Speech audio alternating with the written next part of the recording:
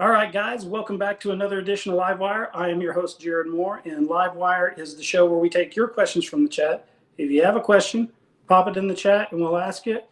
Tonight, we're going to be talking about the Mvskoke Project. You guys may remember the Mvskoke Project from August of last year. We had Mr. Paul Pierce from the Springer Opera House, which is the opera house of the state of Georgia, come on and talk about, because the Mvskoke Project was in pre-production there. But now we have a premiere date. It's April 3rd, and we have the director joining us. She is a Seminole citizen, but she also has Mvskoke heritage. Her name is Tara Moses, and she is the director. So thank you so much for joining us tonight, Miss Moses. Yeah, thank you for having me. I'm glad to be here. So I guess to start off with, could you tell us a little bit about how you got introduced to theater and your theater career? Because I was on your website, I was looking at your resume, and it's super long. So give the audience an idea of, like what your experience is.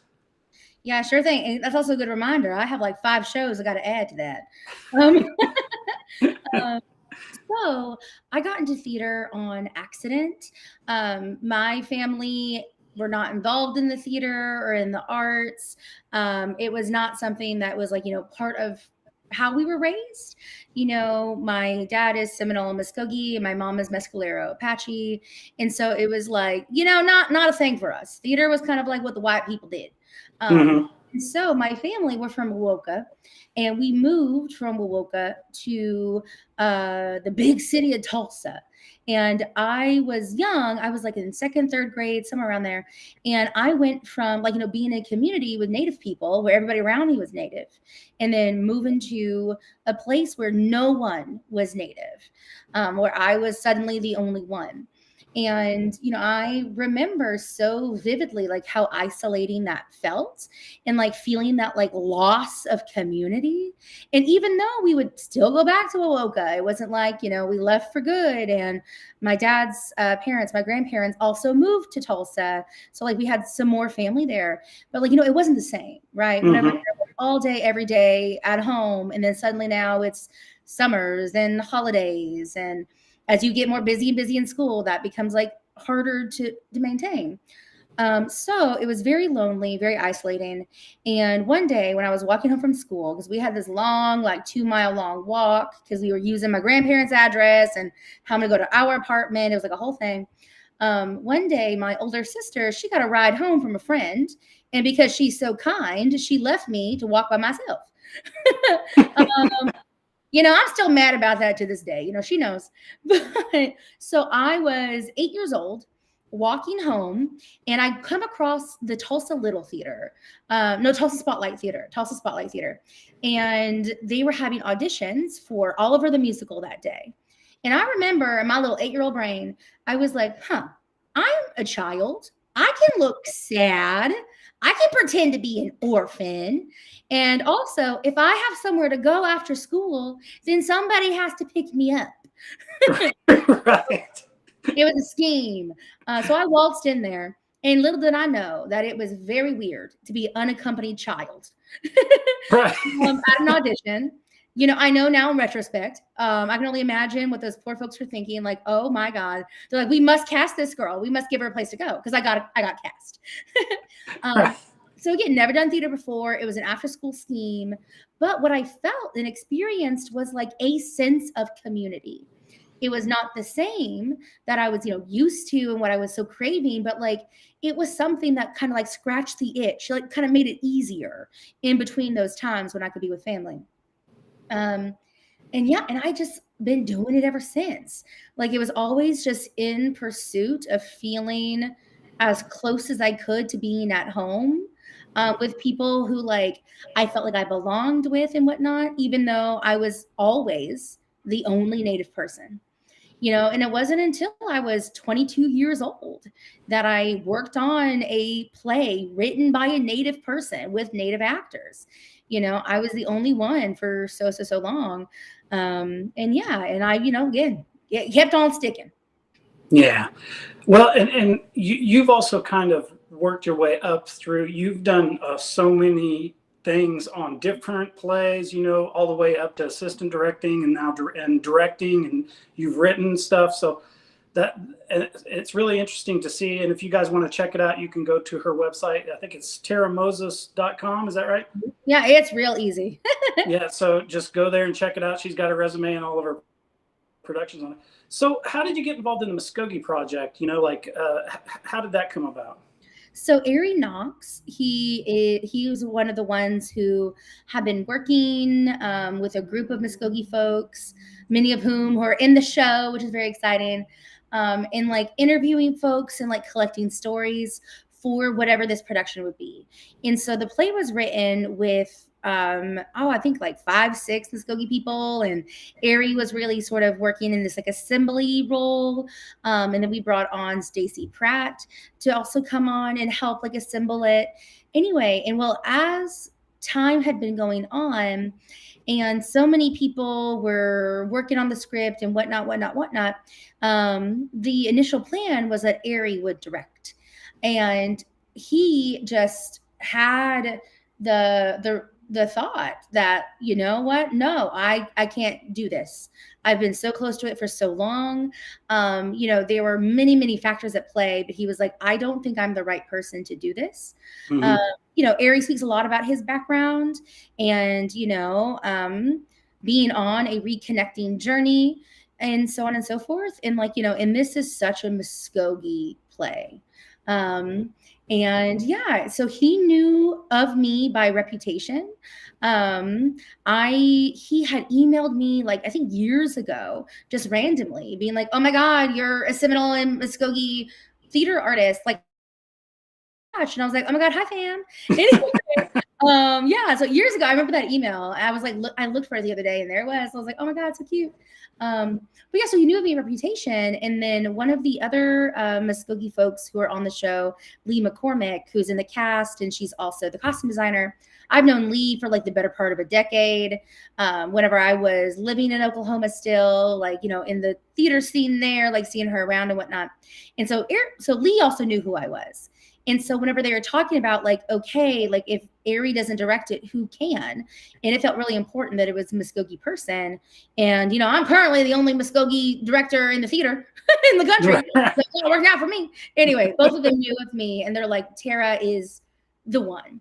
But yeah, so they reached out to me. They're like, hey, would you have interest in this? Here are the dates. And it just so happened to fall in the perfect time. I had this exact time available. I just opened a show in Boston, and then began another one in Boston. And then I'm here. And then I come back and one of those shows goes into opening. Anyway, and then I move on to my next show in New York. So it was literally the perfect time. And then, I met with the artistic team here. And they, I thought it was going to be more like an interview. And it was more of them being like, you are interviewing us. Please say yes. Do you want to? Anyway. And I was like, yeah, for my people, duh. And also I was like, who else? I was like, I feel a responsibility to direct this. So yeah, so I was just really, I feel really, really humbled that, Ari and Lee thought of me. And then the theater was so supportive. And yeah, I'm really happy to be here. Yeah. When we talked to Paul last year, one of the things he was talking about is having a delegation from the Creek Nation come out to the performance. And I think that's happening. Yeah. I know that we're sending somebody from our editorial board to the performance. So I think Chief and Second Chief are coming out maybe. So what's that? Have you ever directed a theater performance where you had the dignitaries from any tribes come to the performance like that? Or is this a new thing?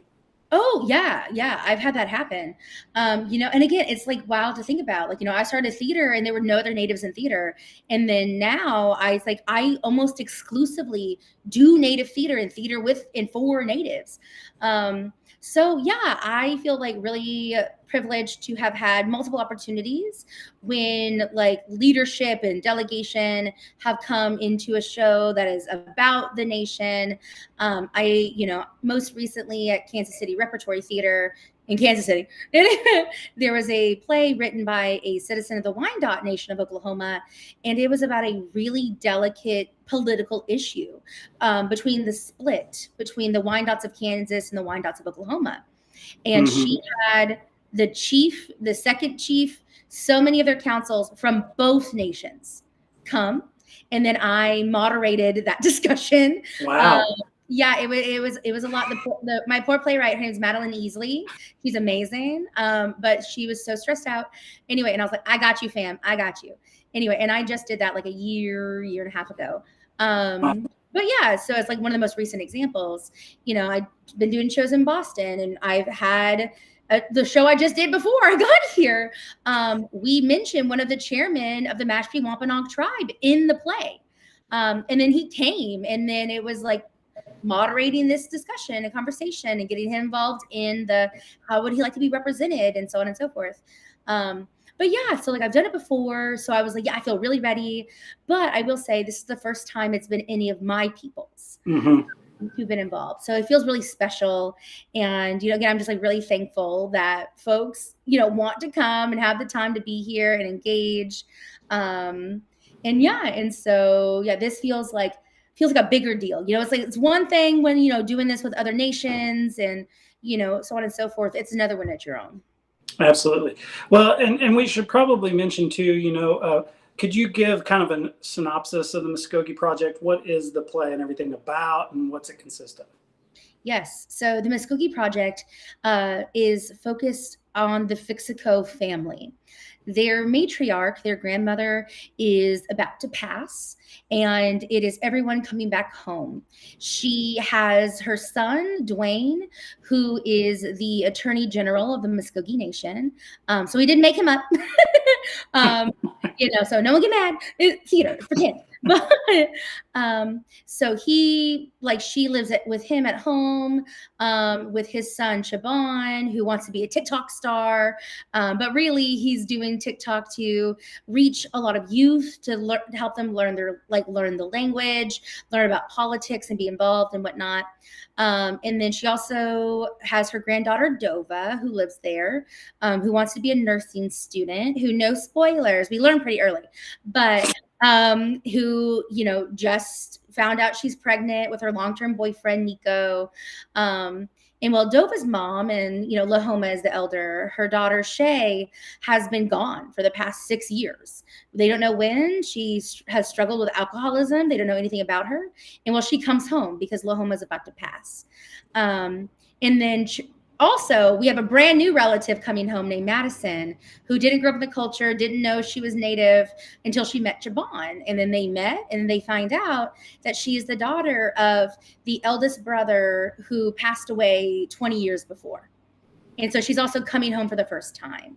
And it's boil it down. It's very long-winded, but boil it down. The play is about homecoming. There's a really beautiful scene where Shay, who's on her way back home to Oklahoma, stops in Georgia at the Okmulgee Great Mounds, and she takes dirt from there to put in the grave house of her mother, and bringing all of that home. Anyway, and sort of the person, or shall I say spirit, kind of connecting all of this together is Chufi. So, he's a trickster. He's very fun. He plays a million characters to get us in and out.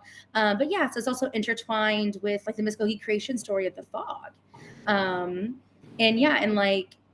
This big whole discussion about we need to find each other, see each other, be with each other, to come home. That's what the play's about. So kind of mirroring what the play is about.